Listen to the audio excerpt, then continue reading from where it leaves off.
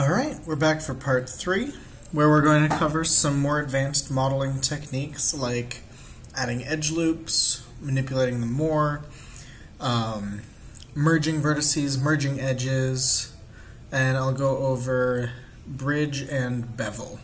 So basically we're going to go over these 4 from the modeling toolkit. Now, I will start with, say, a cylinder.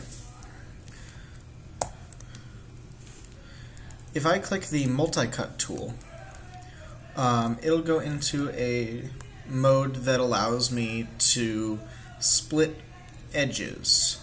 So if I want, I can draw out a pattern, and it works best if you can connect. When we're going around like this, you would prefer to connect back to your original start point. What that'll mean is you'll have an actual edge loop. While even though it's all jagged, it is still an edge loop. And the other feature of multi-cut is to hold the control key, and it'll show you where we're about to insert a new polygon. Right there. Now I'm going to undo both of those, and holding control, I can just insert edge loops, just like that. This will be very useful because after you edit your object, you can no longer change these options in the channel box. It's going to mess up. You're going to, like if I grab these and just move them over there, go to the channel box and try to adjust these, it's going to freak out, just like that. So we don't want that. What we can do is go to multi-cut and we can edit our geometry further. Now what happens if we want an edge loop going around the top of this? What's going to happen is holding control is going to do nothing. The reason for that is because the tops of cylinders and the tops of spheres are all triangles. And this is one of the downsides of triangles, being that splitting tools cannot go through them when you're adding edge loops. Now we could click and drag all the way across, or we could select these top faces. Here I'm going to turn on camera-based selection just to make this easier, and turn it off. Notice how I didn't get any on the back. I'm going to press extrude, click the blue cube, and drag the teal cube. And I'm just going to bring it down in there. Now I can go back to multi-cut and add edges where they need to be. For like right there or right there.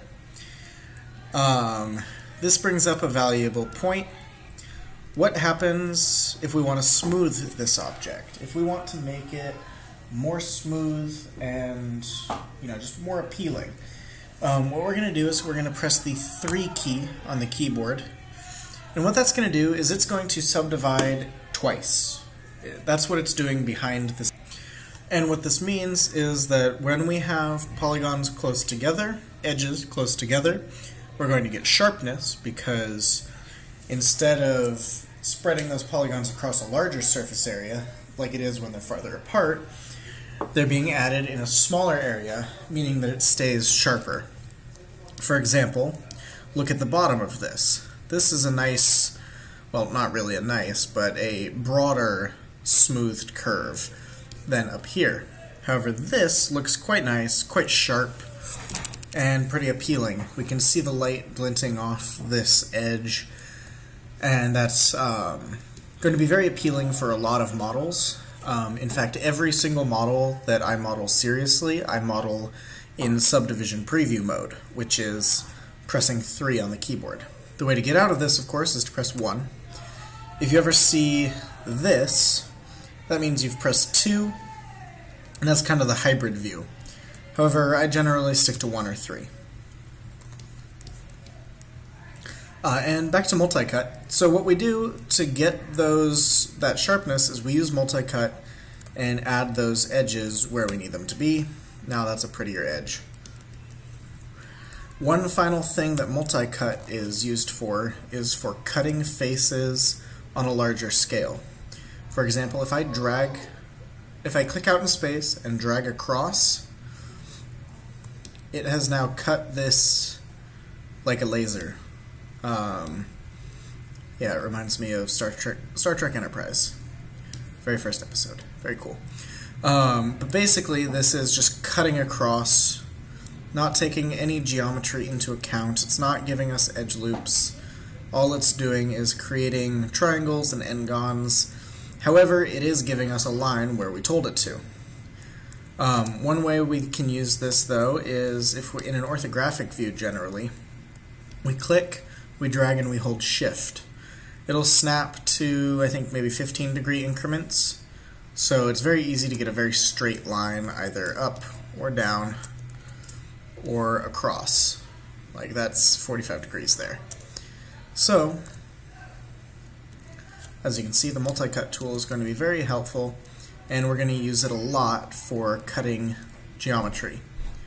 Like for example, if I take this single face, press extrude, and scale it in, just like that, I have an inset, and I can insert an edge loop around it. See how that's going? However, this same exact formation can be created using multi-cut. Of course, it's a little more effort, but there are some cases where you'll need to go to this precision. So we click there. Notice that I'm clicking in the middle of a face to actually create those, and I'm just clicking and dragging to snap to the vertices. So I just created that, and it's pretty much the same. Of course, it's not as precise, but I wasn't going for that. So those are the uses of multi-cut. I will go on to, well, I'll leave that up. And let's go on to bridge. With bridge, what we have is a hole. And we're going to select equal and opposite edges. So I'm going to take these three, all three of them, mind you, and I'm going to click bridge. What this will do is it connects them with new faces. We have some options like divisions, taper, twist, offset. Generally, the ones that are important are divisions and offset. So I'm going to undo that, and what happens if I take these two? I bridge, but that doesn't connect it up the same way. So what I'll do is I'll click to and drag to the right to create two subdivisions. Now I'm going to click target weld. By default, it's already in edge mode, which is just what we want. So I'm going to click so that it highlights this red, highlights red over the edge we want, and we click and drag to the new edge. Following that, we do the bottom, and now this is exactly the same as it was before. Target weld also can be used just to merge edges that are already connected. It does not have to be a brand new, like a new opening to be done like that. It also works solely in, it can do it in edges or vertices.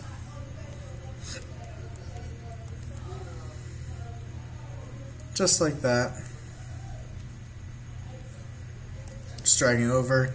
This is kind of similar to just deleting some of these, but in some cases you may find that it's more appropriate.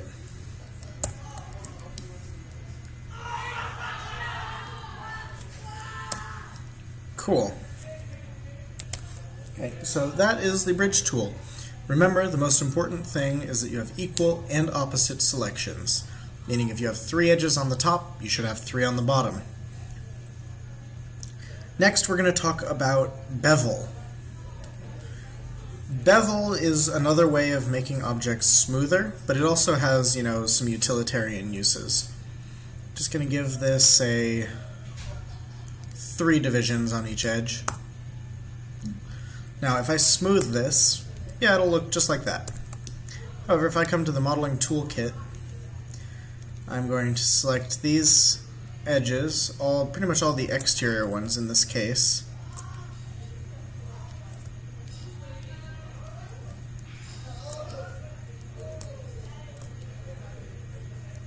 And I'm going to press bevel. From here, I can click and drag in the viewport to adjust the amount of the bevel. From there all the way up to there, which is nothing. But let's say that's a nice range. And we're going to go to segments and click and drag.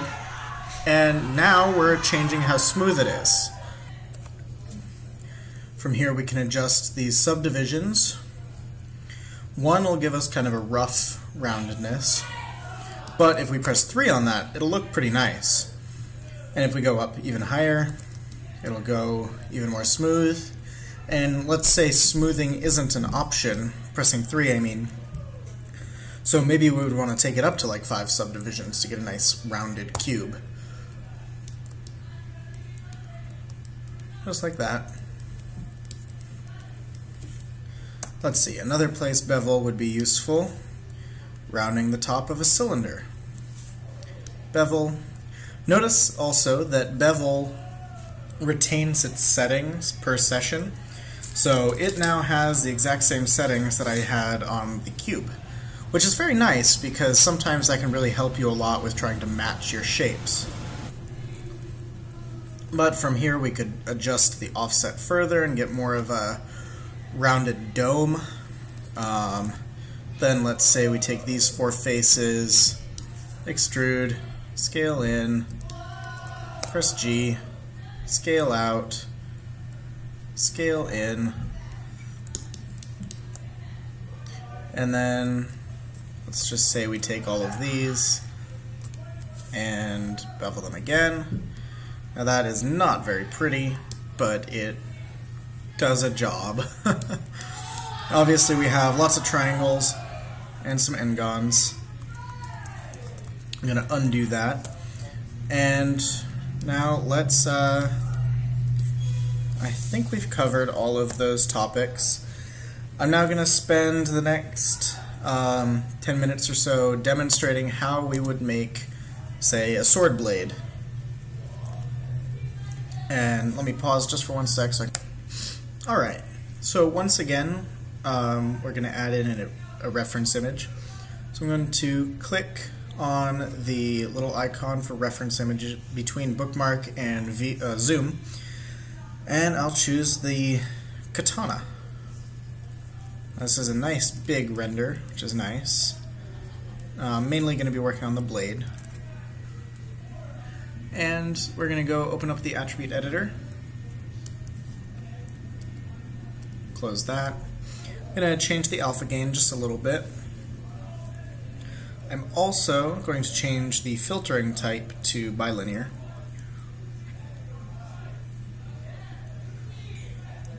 And let's try typing -55. Nope, that didn't work. Oh well. I'm just going to go to the channel box. And I'm going to type... Is struggling with acne forcing you to double your latte? Sorry about that.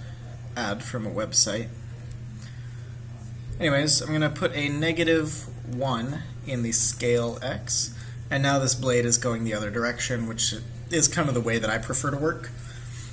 You could have left it there if you would have so chosen. So what I'll do is I'm just going to start with a cube. I'm going to scale it.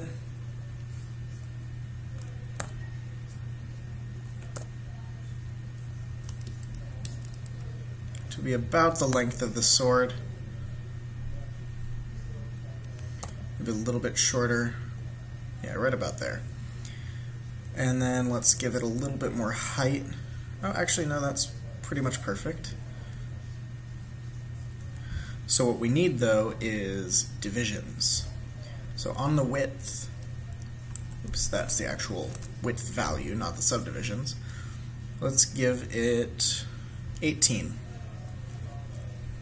And on the depth, I'm going to give it 2. This is so that we have an edge right down the middle. I'm also going to scale this a little bit more because we don't actually need that much. So what I'm going to do is now grab vertices and start shaping this.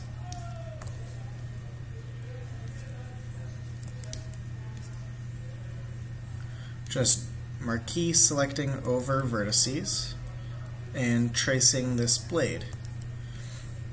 It might be a little hard to see, but this is about as good as we can get it. I'm just adjusting each section of vertices manually. Remember, manually is the best way to learn the first time. Later we'll learn faster ways to make blades and other things like this. My campers always like to see swords and guns and stuff modeled, so that's what I'll stick with for now.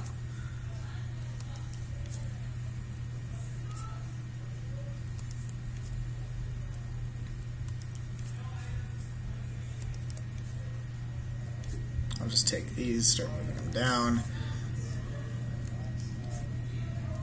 Notice now I'm grabbing every section.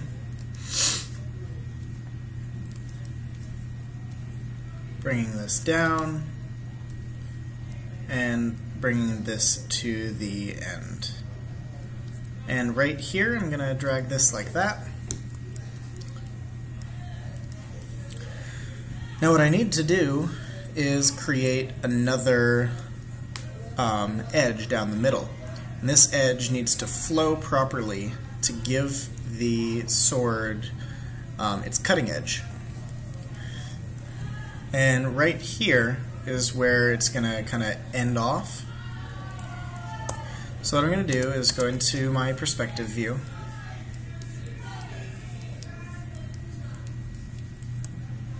And I'm going to click this green and red icon with the red pointer.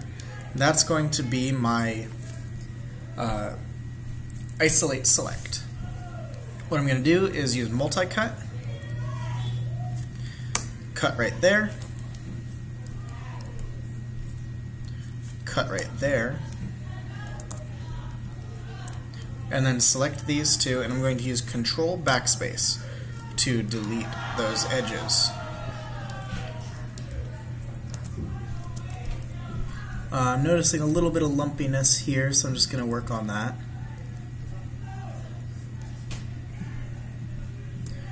Add another loop with multi-cut, just to give us a little better definition.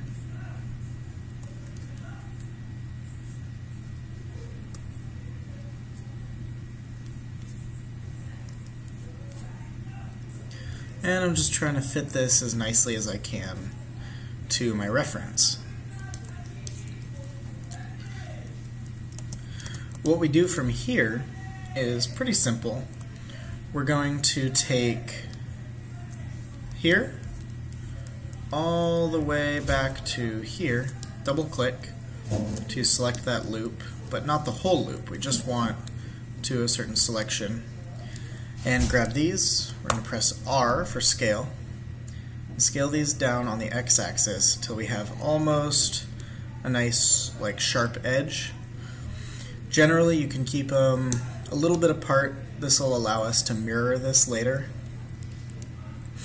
and so forth.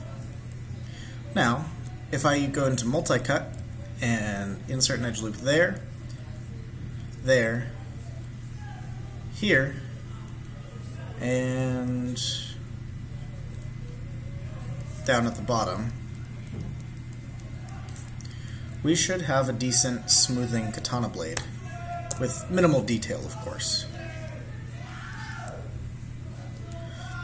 Notice that the tip looks pretty decent. It's even got that nice tapering that we would expect to see in a katana blade.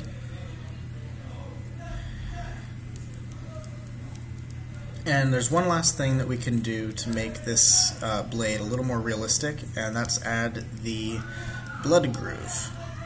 This is supposed to allow, blood to go through this, so the suction doesn't keep the blade stuck in a body. Anyways, we'll click the extrude, click in, and then we're going to push this inwards.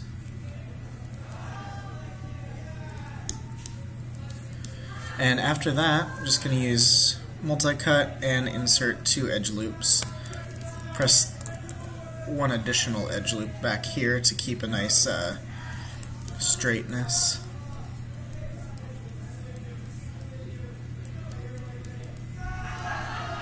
And it looks like that might need a little bit of work, but for the most part we've got a pretty nice blood groove.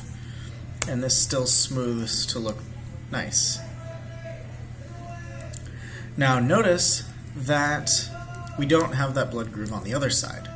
There are 2 ways to go about getting this. One is we just try to do it the same way on the other side, but that's going to be kind of difficult. So what we're going to do is we're going to go to face mode, shift double click to select this loop, delete it, double click on this side, delete it, and now we have exactly 1/2. And in this case it's already perfectly aligned. So we're just going to go to Mesh, Mirror Geometry, tell it to be on the, looks like -Z, and mirror. Now it worked, however notice that it created a lot of triangles. That's because the merge threshold is too great. So if we go to the channel box and choose Polymirror 1, we're going to change this merge threshold to 0.01 instead of 0.1. That makes it so that that merge threshold is a little different, and this will work better. Yeah, I'm also going to take all of these faces, extrude, click, grab in, and that's not really working, but scale those in a little bit.